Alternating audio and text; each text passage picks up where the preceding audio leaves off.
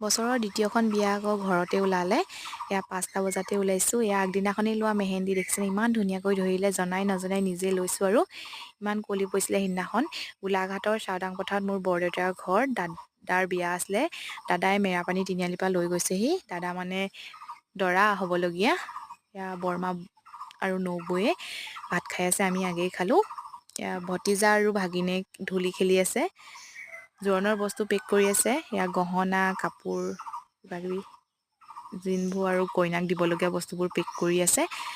বা মই নবৌয়ে ৰভাতল মহাৰিলোঁ। মই গৈছিলোঁ 8 তাৰিখে বিয়া আছিলে, 9 তাৰিখে বিয়া জোৰোণ নাম একেলগতে আছিলে। তাৰপিছত নবৌৰ লগত গ'লোঁ পিছবেলা সময়ত গমাইলৈ বুলি বজাৰ কৰিবলৈ, বিয়া বজাৰ কিবাকিবি অলপ কৰিবলগীয়া আছিলে।